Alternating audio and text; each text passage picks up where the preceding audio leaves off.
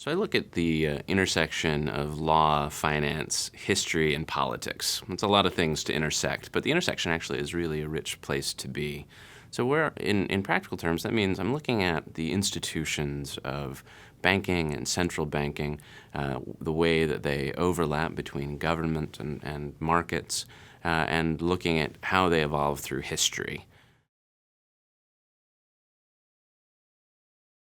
Key takeaways are that my primary research subject is the Federal Reserve, central banking generally, but especially the U.S. Federal Reserve System.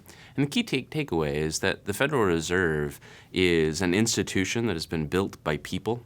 These people have desires, they have interests, they have histories, and they work sometimes strategically with a long-term vision of what the Fed should be and what it should become. And sometimes they are subject to the winds of history and accident.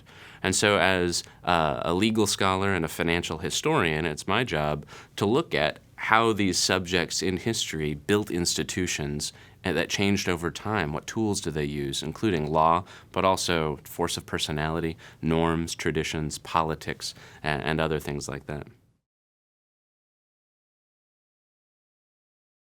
So it's a bit unusual to come at these questions from the backgrounds I'm coming at them from. So again, I'm both a financial historian and a lawyer, and lawyers are very interested in the practical and policy implications of their research. Historians aren't always. In fact, sometimes historians pride themselves in saying, "I am disconnected from the present. I'm very interested in the past." And what I do is take the past, what we know about these institutions and where they've come from, and then ask questions about the present. The Federal Reserve and its policies are some of the most debated and contentious issues that we see today. It wasn't always so. And to understand this contentious climate, we've got to understand just exactly what the Fed is. Who within the Fed pulls the levers of power? How do they pull those little levers of power, and to what end? And so my work at, again, this intersection of history and finance and politics and law gives us some of the answers that if you look at these questions just from one lens, you just simply wouldn't get.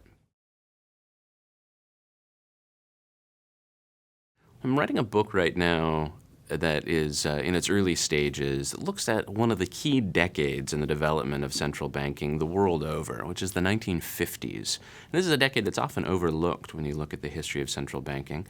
And a key part of that decade, what was happening in the United States in the Eisenhower and Truman administrations, was balancing national policy against the threat of international communism.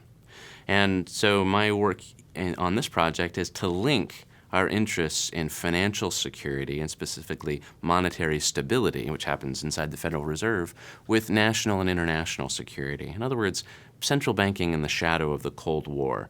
I think that these are two areas that have a lot to say to each other, again, as a historian, but also in the present. There's simply no question of national security in the United States today that doesn't have a financial component attached to it. And so my project now then is to look, taking again that same intersection of law, history, finance, and politics, and see how we can put this question of financial security and national security in dialogue with each other.